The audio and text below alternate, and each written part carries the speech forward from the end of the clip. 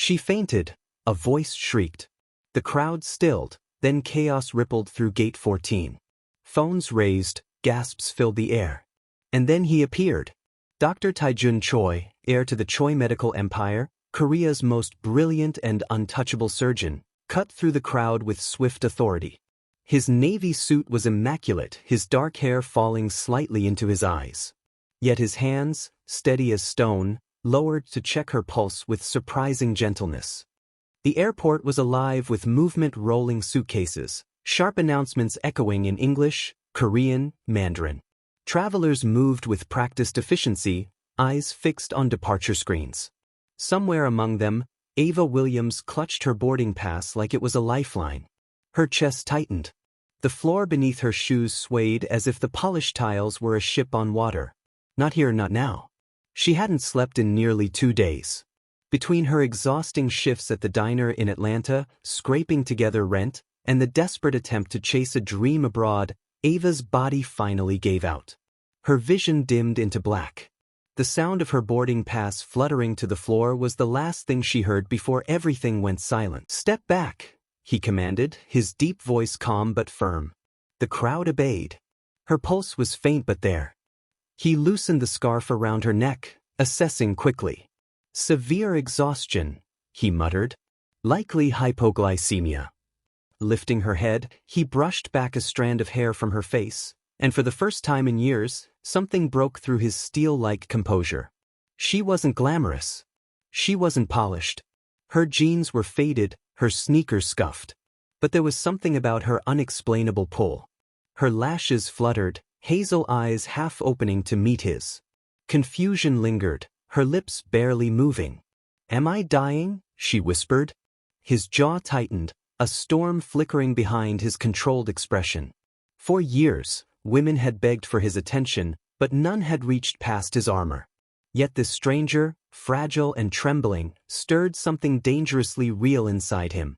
"Not while I'm here," he said, his voice low but fierce, as though daring fate itself to challenge him. And in that chaotic airport, with flashing cameras already turning toward them, the billionaire doctor who rejected every beauty in Seoul found himself holding an unconscious girl he couldn't bring himself to let go of. The clinic inside the airport smelled faintly of antiseptic and lemon cleaner. White walls, fluorescent lights, and the quiet shuffle of nurses moving with clipped efficiency. Ava blinked awake, her head throbbing. For a moment, she wasn't sure if she was still dreaming. But then she saw him. The man from before. He stood near the door, tall and commanding, his suit perfectly pressed as if even chaos bowed to him. He was scrolling through his phone, his expression unreadable like a king among ordinary men. When their eyes met, her heart skipped. "You're awake," he said flatly, sliding his phone into his pocket. His Korean accent softened the English words, making them sound almost like silk. A nurse hovered near her, adjusting the "4. "Miss, your blood sugar dropped dangerously low. You need rest and proper meals." Ava groaned, covering her face with her hands. "Of course. Just my luck to faint in an airport like some kind of damsel in distress. You could have gone into shock." His voice was sharper now, cutting through her embarrassment. He moved closer, eyes scanning her face as though she were a medical chart. "You pushed your body too far. Haven't you eaten in days?" Ava stiffened. How could he possibly know? She turned her face away, cheeks warming. "That's none of your business." Something flickered in his gaze, irritation, but also curiosity. No one ever dismissed Dr. Taejun Choi. Not board members. Not politicians. Not the glamorous heiresses who threw themselves at him. But this woman had. "Do you live here?" she asked, her voice still shaky, desperate to shift the focus away from her humiliation. His lips curved, not quite a smile, more of a cold acknowledgement. "You're in Seoul. This is my city." Something about the way he said it, calm, certain, like the city itself bowed to him, made her sit up straighter. Then the nurse whispered something in Korean, and Ava caught fragments. "Choi Foundation, Dr. Choi." Her eyes widened. Recognition clicked. Dr. Taejun Choi, the man rumored to be untouchable. The billionaire surgeon who rejected every beauty society threw his way. The one with ice in his veins.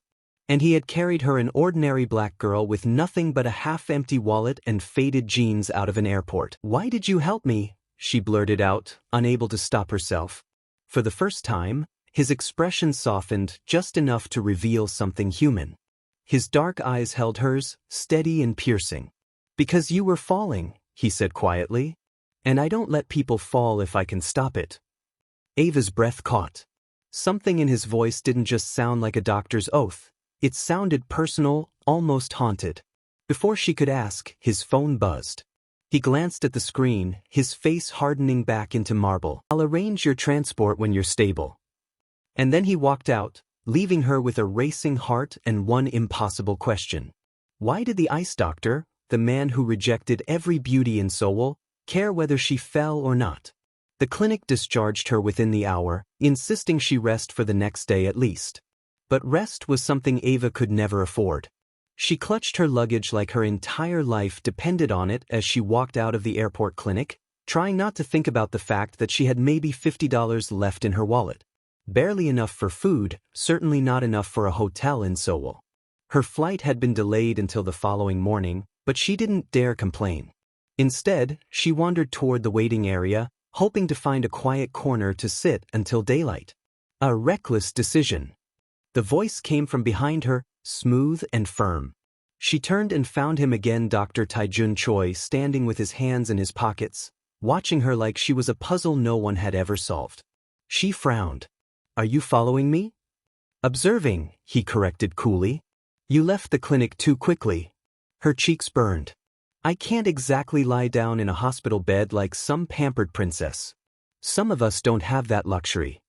Something in her tone, raw and defensive, caught his attention. Most people scrambled to impress him. But this woman bristled as though she had nothing to lose.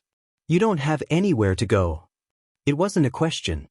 His sharp eyes had already measured the worn straps of her backpack, the way she clutched it protectively, the tired slump in her shoulders. Ava's throat tightened, but she lifted her chin. "I'll manage."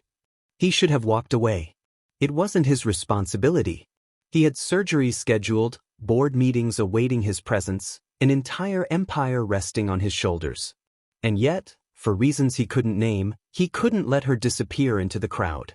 "I'll arrange accommodations," he said simply. Her eyes widened. "Absolutely not. You'll collapse again if you try to sleep in the airport. And if you think pride will keep you alive, it won't." His tone was sharp, almost scolding, but beneath it was an undercurrent she couldn't ignore: concern. Ava crossed her arms. "Why are you even bothering about me? Don't you have surgeries to perform? Rich heiresses waiting in line for your attention?" That almost got a smile out of him. Almost. His lips curved just slightly before flattening again. "I don't explain myself. But you need help. Accept it." She shook her head. "I'm not one of your patients." "No," he said softly, eyes lingering on hers in a way that made her heart pound.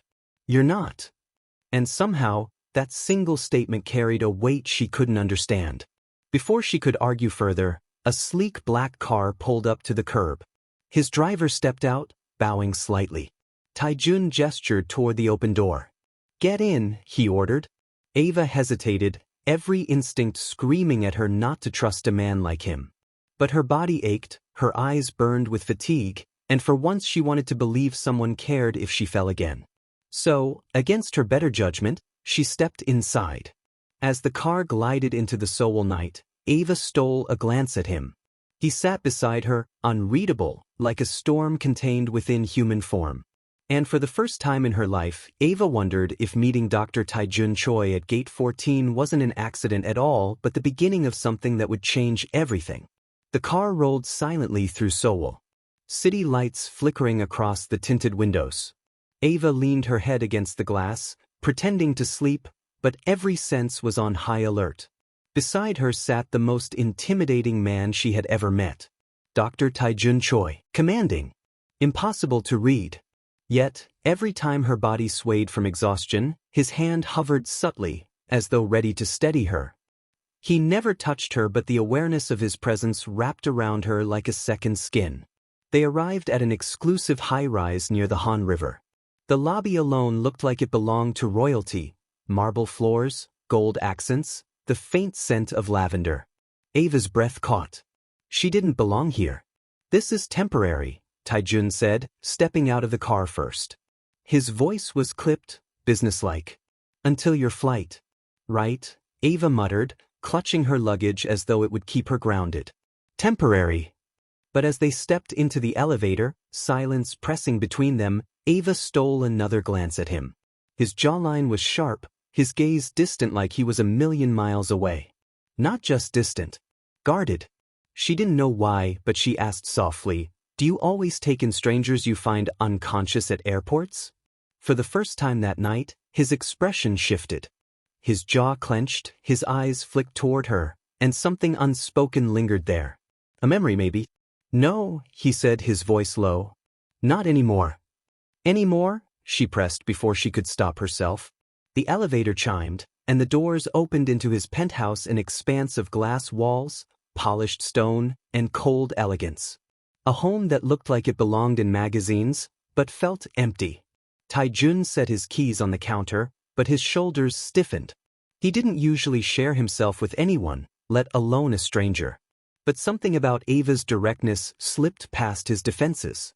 "My fiancée," he said at last, almost like the words were dragged out of him. She collapsed once. "I wasn't there to catch her. I was too late." Ava froze, the weight of his admission sinking in. "She didn't die," he continued, eyes narrowing, voice colder now. "She simply realized she could fall into another man's arms. A more convenient one." The bitterness laced in his tone was unmistakable. Ava's chest tightened. So that was it. The icy distance, the reputation of rejecting every woman in Seoul. It wasn't arrogance. It was armor. "I'm sorry," she whispered, though the words felt too small. He shook his head, pouring himself a glass of water. "Don't be. It taught me what people are capable of. What love costs." Ava swallowed hard, hugging her arms around herself. She wanted to tell him not everyone was like that. That loyalty still existed. But what weight would her words carry?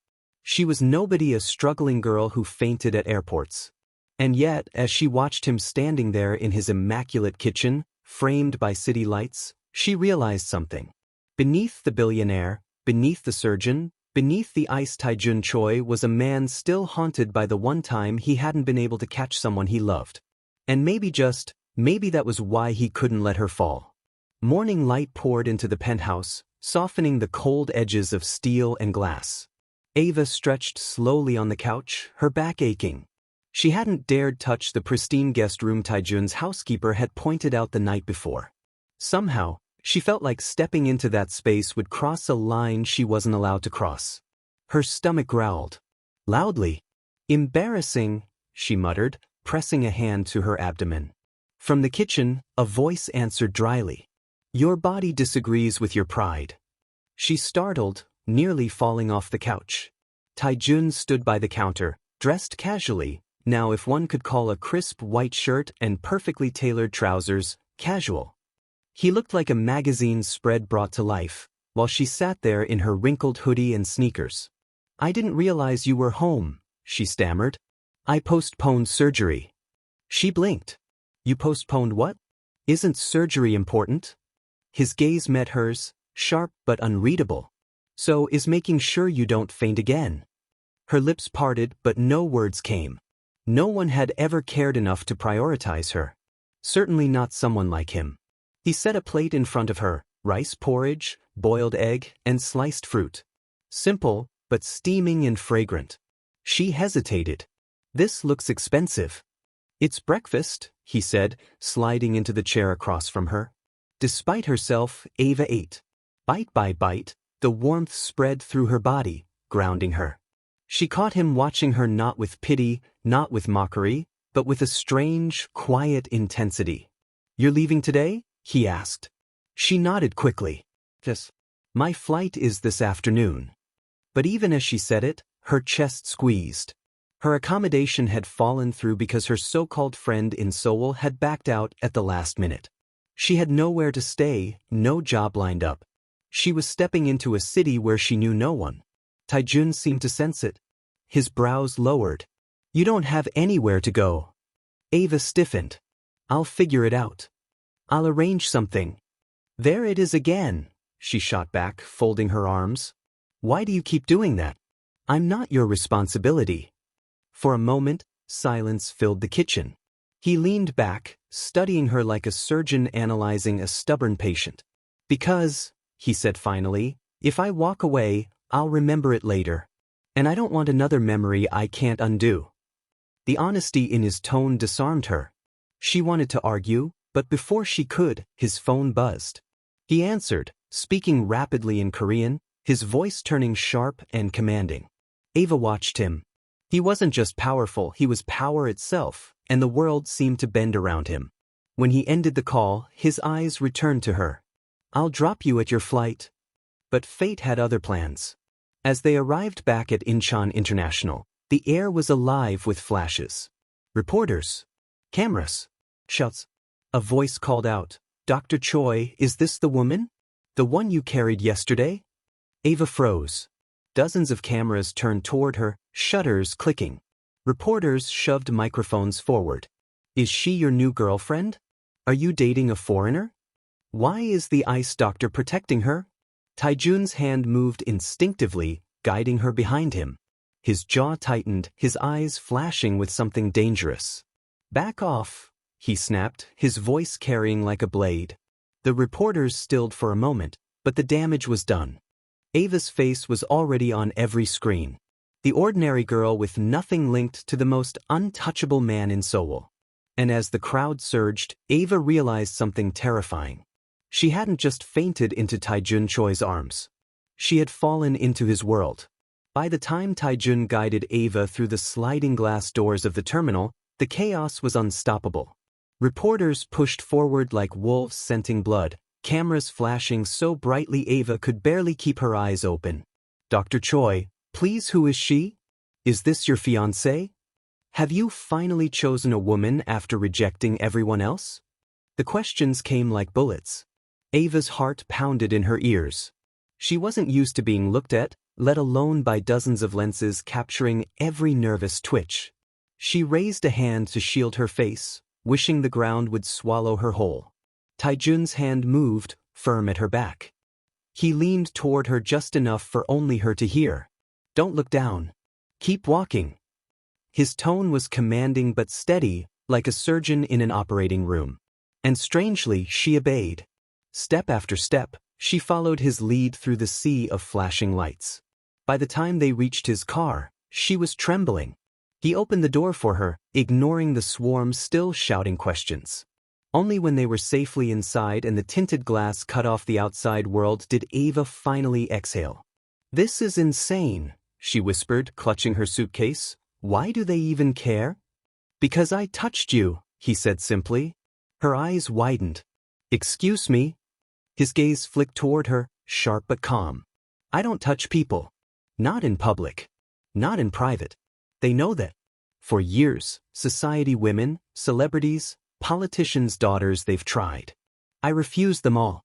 And then, he paused, his eyes lingering on her as if the very act of remembering unsettled him. Then I carried you. The weight of his words sank into her like lead. She shook her head. But I'm not one of them. I'm nobody. His jaw clenched. Not anymore. The car glided through the streets of Seoul, but Ava felt the shift in her life as though the ground itself had tilted. She had arrived in Korea as an invisible girl with nothing. Now, thanks to one collapse and one untouchable doctor, she was plastered across every news outlet. Her phone buzzed.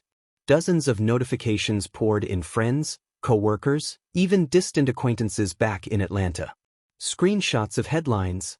Ice doctor melts? Billionaire surgeon carries mystery woman through Incheon.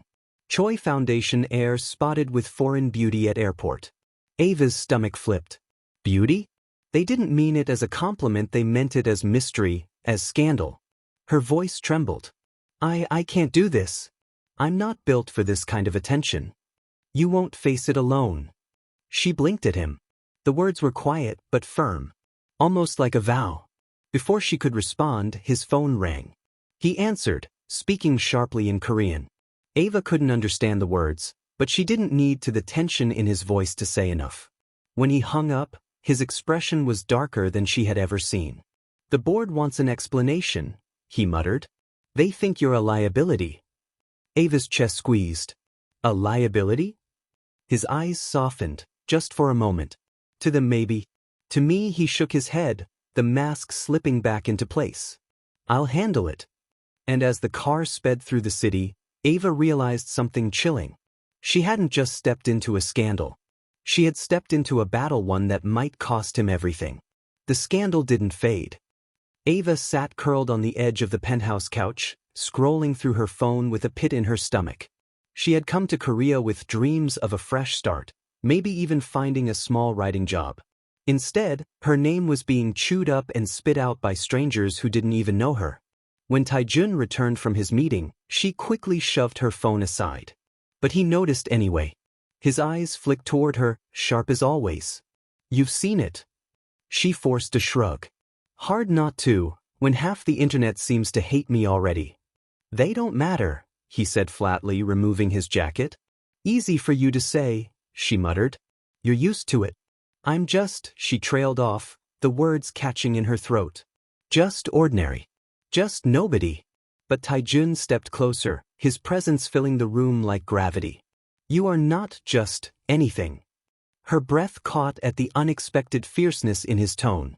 Before she could reply, his phone buzzed again. He checked the message, his jaw tightening. The Choi Foundation's charity dinner is tomorrow. And, she asked carefully, and they expect me to appear with you. Her eyes widened. Me? At some fancy billionaire dinner? Absolutely not.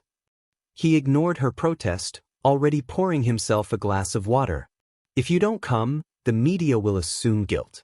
If you come, I will control the narrative. She gaped. Narrative? I'm not a press release, Taejun. His lips curved ever so slightly, not quite a smile, but something softer. You're more dangerous than a press release. Heat rushed to her cheeks, and she looked away. I don't have anything to wear to a gala, or whatever it is. I'll take care of it. His tone left no room for argument. She wanted to scream, to tell him she didn't belong in his glittering, cold world. But when she looked at him, really looked, she saw something beneath the perfection. Tension in his shoulders. The faintest shadow in his eyes. Loneliness. The thought startled her. Could someone like him, wealthy, powerful, untouchable, be lonely? Her chest tightened. She had no idea what she was walking into, but she knew one thing. The scandal had tied them together, whether she liked it or not. And when he finally turned to leave the room, his voice drifted back to her, low and deliberate. Tomorrow night, Ava. You'll stand beside me. The following evening, Ava stood before the mirror, frozen. The dress was unlike anything she had ever worn, silky, golden, fitted to her curves without being revealing. The stylist Taejun had summoned earlier had worked her magic, smoothing Ava's natural curls into sleek hairdo, draped at her back, dusting her skin with a glow that made her look like she'd stepped out of a dream. She hardly recognized herself. I look like someone else, she whispered. From across the room, Taejun's reflection appeared in the mirror. He had been watching silently, leaning against the doorway in his perfectly tailored tuxedo. His eyes swept over her once, and for the first time since she'd met him, his mask slipped completely. You look, he said slowly, stunning. Her stomach flipped. Before she could find a response, he offered his arm. She hesitated only a moment before slipping her hand into the crook of his elbow. His warmth seeped through the fabric, steadying her in a way she didn't expect. The Choi Foundation Charity Gala was held at a ballroom glittering with chandeliers and crystal. Seoul's elite filled the space with politicians, CEOs, socialites, all dressed in perfection. Conversations hushed as Taejun entered with Ava at his side. Whispers rippled. Cameras flashed. Ava stiffened. Smile, Taejun murmured under his breath, his hand covering hers lightly. But only for me. Her lips twitched into the faintest curve. As the night went on, Ava tried her best to stay invisible. Find out what happens in their relationship in the next episode, which is coming up soon, by clicking on the notification icon. Thank you for watching. If you enjoyed the story, please do not forget to like and subscribe to our channel. Also tell us the country you are watching us from in the comments section so that we will make a story for you.